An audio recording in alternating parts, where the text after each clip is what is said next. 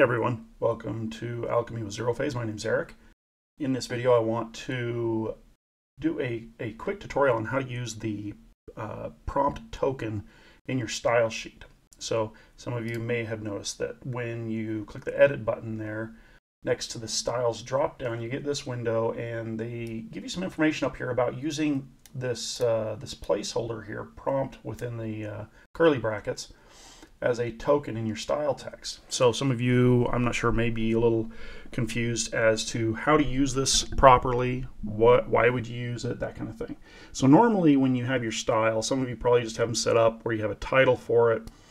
You might have full prompts in here, but some of you might just have, like a lot of mine are just styles where I list like this right here. I want something that's high-tech cybernetic, translucent, transparent, high-tech, futuristic, AK, trending, art station, cinematic lighting. Okay.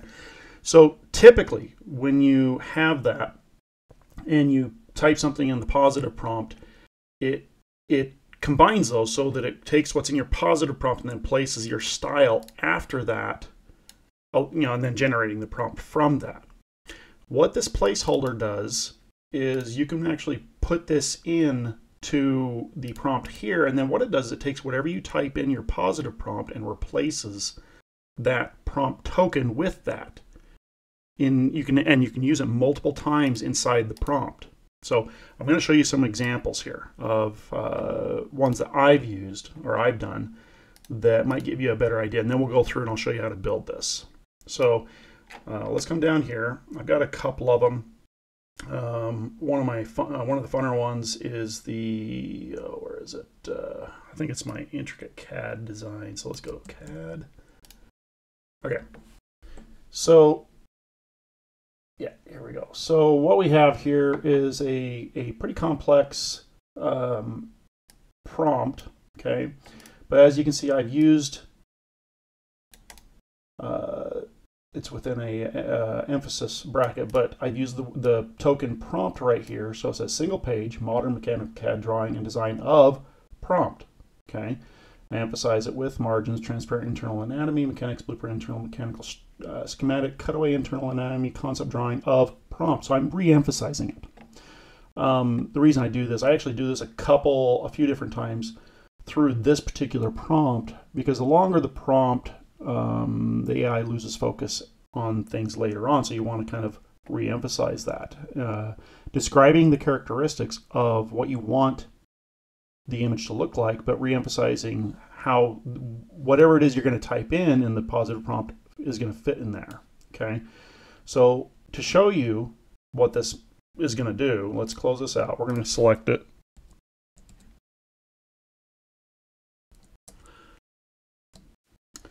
And then right from there, we're going to come up here and we're going to just type in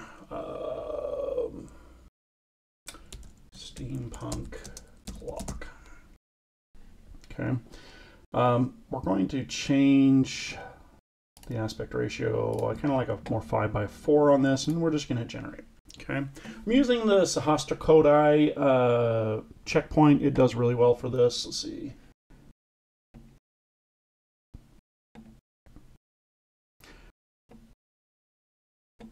And so this prompt is designed to set up what looks like a page of designs, okay? But with that prompt token, I can plug in whatever I want up here, and it will design it or create it based off of that and give you what looks like a design. So we're going to go futuristic jet engine. And as you can see, it actually put the word steampunk up in there as part of this.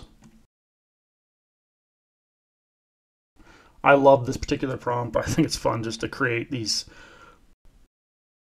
intricate looking designs, that you can use in, I don't know, RPGs or just as a graphic design for something. It's just fun.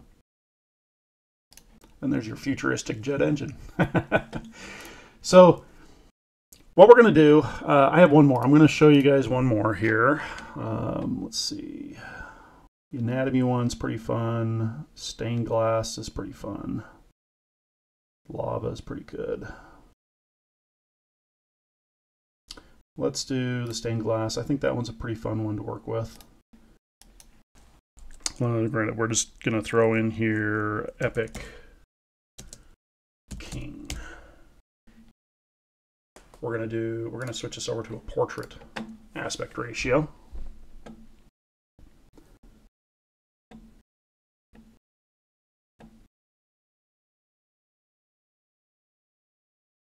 And because the prompt is already set up and it's taking this and emphasizing it a few different times, and it creates what it is you want to see.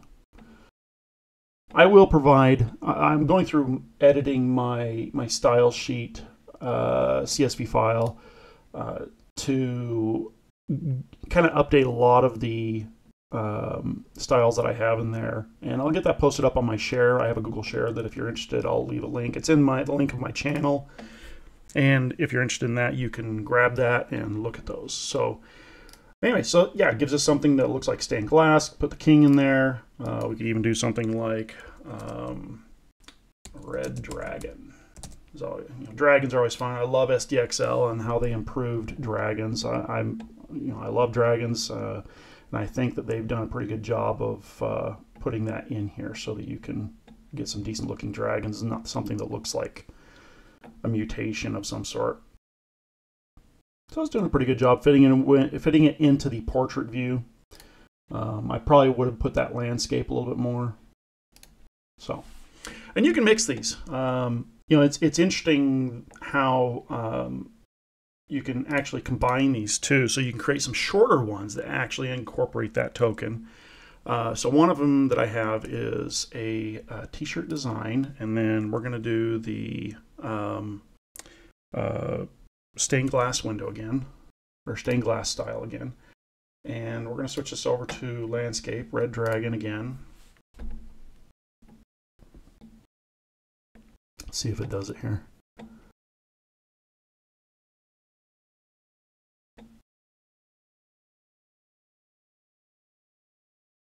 It's giving the black border all the way around. This is going to be a little interesting if I tried to remove the background on it. It's a little complex.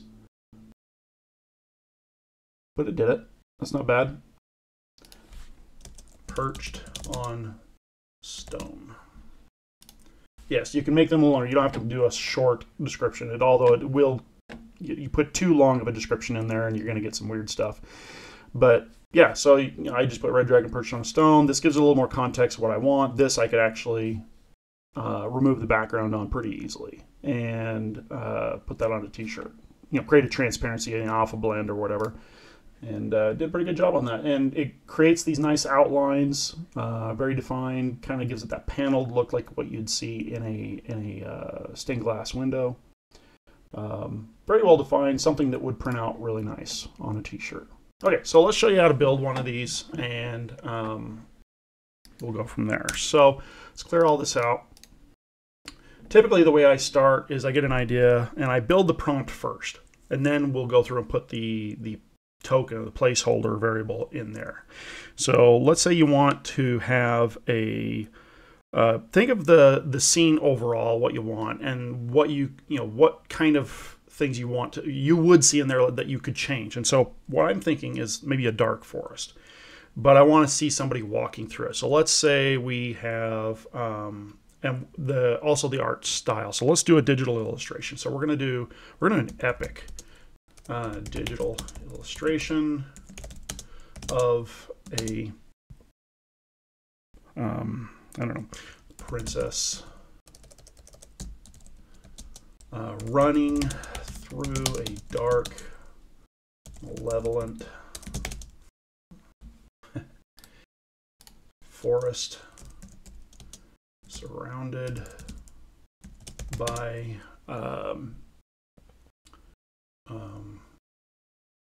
creepy lights.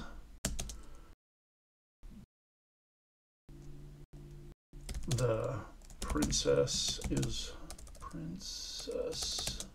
wearing torn and tattered clothing.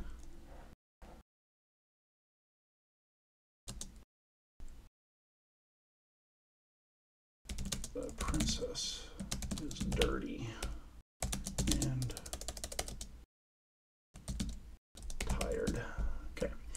So what I'm doing in here is I'm emphasizing the same thing again like I would if I were replacing the placeholder. So I've put a princess.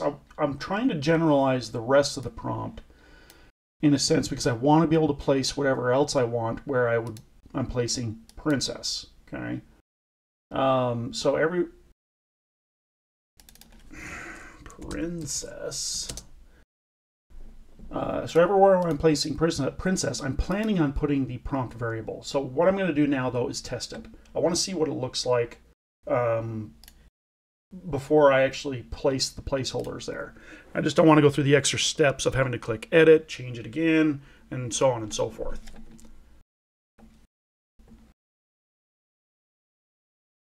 Yeah, so that's pretty good. I mean, we're getting this it's kind of the image I had in my head, which is good. That's awesome. So digital illustration, she's got the crown, so we can tell she's royalty. She's tattered, dirty, she's running, she's got kind of a scared look. Force is evil enough. So what we're going to do now, just to test this, we're going to throw in here anthro dog. For those of you who might be a little thrown off by the word anthro, it's just short for anthropomorphic. And yes, Stable Diffusion does recognize that. Okay, so this is just a test to make sure that we can place a different description or a different character in there, and we're going to get a similar result. Sure enough, there we go. With kind of an anthropomorphic dog. He's wearing some tattered clothing. He's running. He's got definitely this kind of bewildered look on his face. I'm not sure what's going on with those eyes, but that looks great. I love that.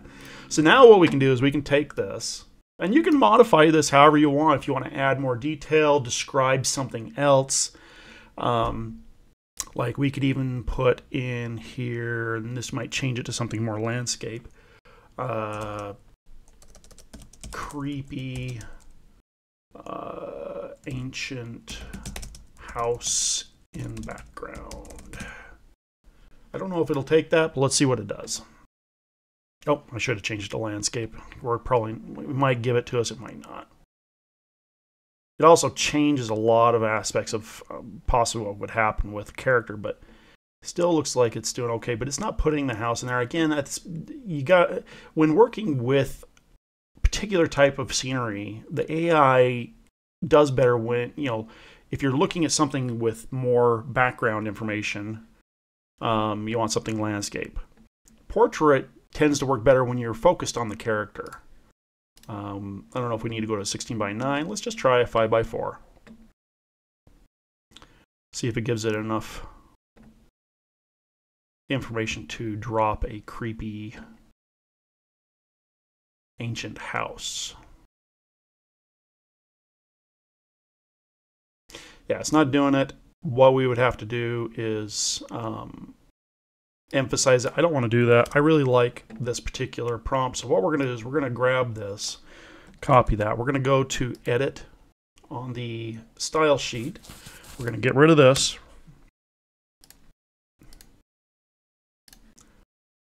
Sorry, we're going to get rid of this. If you kind of drag outside of it and let go, it clicks away from it. So we're going to do... All right. So, yeah, I accidentally stopped the video from recording. So what we're going to do, we're just going to come in here and we're going to type in style. And then we want to just give it a title. We're going to put in scared character running through dark forest. Okay. And then we're going to get rid of... Gosh. Okay. Yeah, if you drag outside and let go, it clicks away. It's very frustrating. So we're just going to do that, paste in what we had. Now what we're going to do is go through and replace the character with the prompt token. Okay. And if it's easier for you, you can just copy that, come over here, paste that in there, and same over here. So we got a few different areas where we're putting it in. Okay. My goodness. So we're we're going to grab that, get rid of that. We don't have a negative prompt. We're not putting a negative prompt in here on this one. It's nothing we're telling it not to have in the image. So we're going to save that. What that does is it puts it in your spreadsheet and temporarily will put it down here at the bottom of your list. Now, if you refresh the browser, it will disappear. So you have to, at that point, you would have to either reload the interface through the settings, reload UI, or just stop and start your console. So, but for right now, we have it right here. And now we can come up here and put in whatever we want.